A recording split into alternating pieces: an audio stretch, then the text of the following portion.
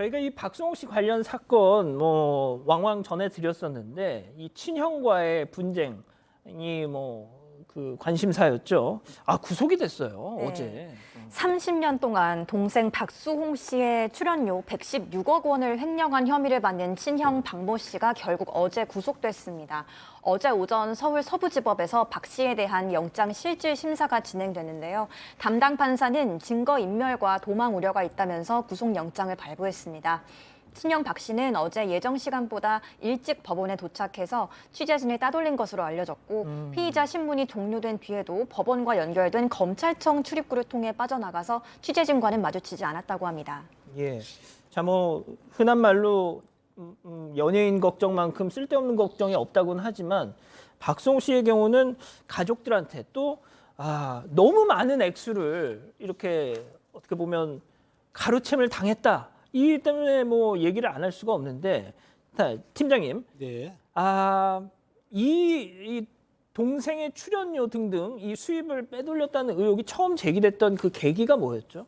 그렇습니다. 지난해 3월경에 박수홍 씨가 하는 유튜브 채널이 있습니다. 여기에 글이 올라왔는데 뭐라고 하냐면 박수홍 씨의 형과 형수가 그 박수홍 씨가 받은 계약금이라든지 출연료 한 100억 정도를 빼돌렸다고 하는데 박수홍 씨가 아마 1991년도부터 30년 동안 모은 돈인 것 같아요. 그거를 빼돌렸다고 댓글이 올라왔는데 요거를 박수홍 씨가 부인한 게 아니고 뭐라고 했냐면은 사실은 그렇게 형과 형수가 빼돌렸다는 취지로 말을 했던 거예요. 그러니까 그러면은 댓글이 맞다고 보지 않았습니까? 그 사람들이 볼 때는 막권에서 분쟁이 시작됐는데 당시 박수홍 씨 입장에서 볼 때에는 형과 형수가 빼돌린 돈이 많다고 생각했기 때문에 실제로 지난해 4월달 형사 고소를 했습니다. 특정 경제보험을 하기 때문에 그 돈이 사실은 횡령이라고 하지만 이 특가로 가능해요. 50억이 넘으면 처벌이 크거든요.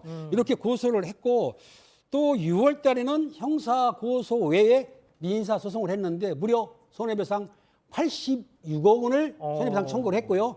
나중에 보니까 또 통장에서 무단으로 인출을 했다는 거예요. 박수홍 씨 통장에서. 그러니까 플러스가 되니까 무려 116억 원의 돈을 배상하라고 청구를 했던 사건이기 때문에 형제끼리 돈 때문에 피가 튀기 시작한 거죠. 예.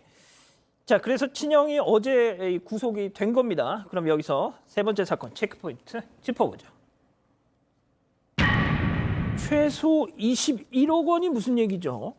사실 이게 아까 우리 팀장님이 말씀 주신 바와 같이 금액이 굉장히 큰데 검찰의 입장에서는 원래 구속영장을 청구할 때는 팩트를 청구하는 거예요. 그러니까 만일 살인 사건과 만약에 뭐 강도치사 아니면 강도살인 중에 이게 확실하게 구속을 하려면 강도살인으로 가면 그만큼 입증이 어렵기 때문에 강도치사로 가듯이 지금은 21억은 명확하게 나왔는 것 같아요. 저도 이 사건 이야기할 때마다 언제나 중립의 입장에서 좌우의 생각을 같이 이야기했는데 이미 이제 구속영장이 나온다는 거는 범죄의 소명이 어느 정도 됐다는 건데 첫 번째 이게 다른 허위의 인건비로 19억을 분명히 가져갔다. 이거는 이제 확인되는 것이고 법인 카드 있잖아요. 그 카드로 1억을 사용했고 법인 계좌에서 1억을 빼냈다.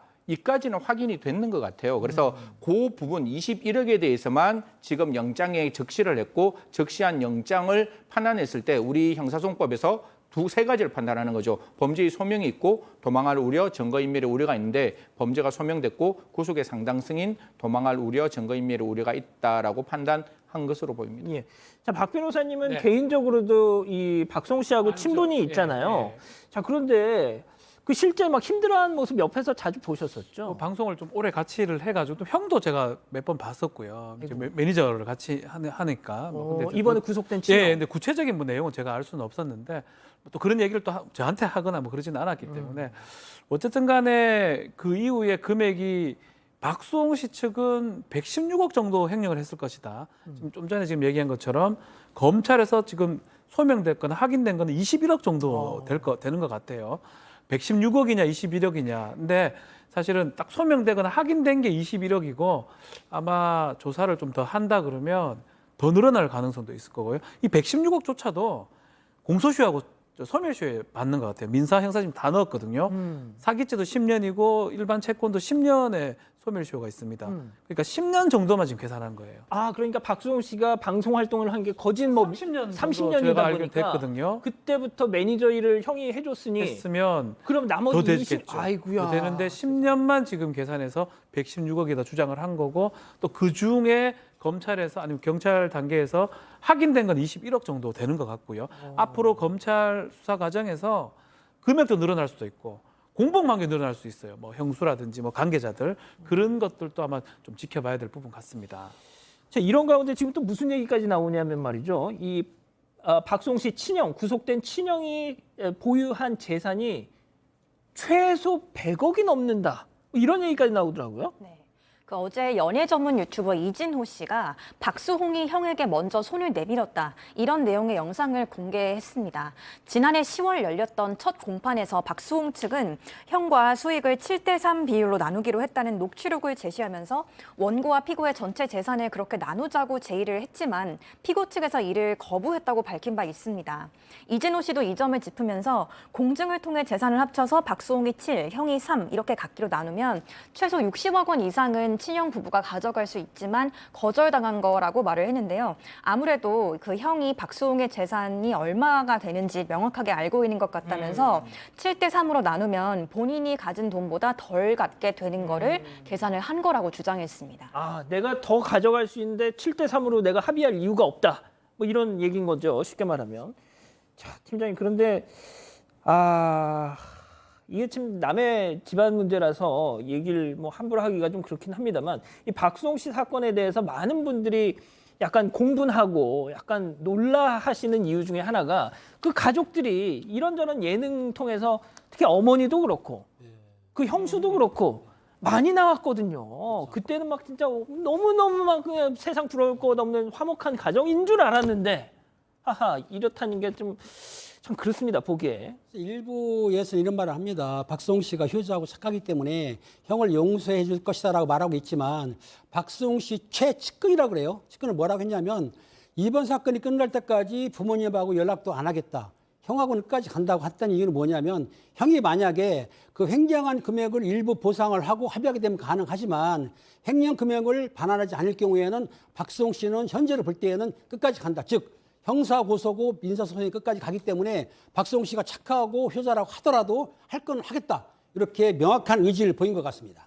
승현이 만약에 이 지금 박수홍 씨의 형에 대한 이 갖고 있는 의심이 모두 다 사실로 밝혀지면 와 이거 세게 처벌받을 것 같은데요. 이게 특정경제가중처벌법상의 횡령이 돼요. 왜냐하면 5억 미만이면 형법상의 횡령이 되는데 5억 지금 나와 있는 게 21억이잖아요. 그럼 특정경제가중처벌법에 가는데 이게 5억 이상이면 법정형은 3년 이상으로 되어 있는데 그 양형 기준이라는 게 따로 또 만들어져 있습니다. 그래서 5억에서 50억까지는 우리 양형 기준에서는 보통형이 2년에서 5년, 많이 높아봤자 한 6년 정도로 나와 있어서 사실 이게 금전적인 어떤 경제범죄라서 양형 기준이 생각보다는 낮게, 법정형보다 낮게 되어 있는데요. 지금 이제 그 시청자 여러분들께서 그런 이야기를 하시잖아요. 아니 친형 사이면 많이 이제 우리 시청자 여러분 친족 상도례라는 거 이제 많이 들어보셨잖아요.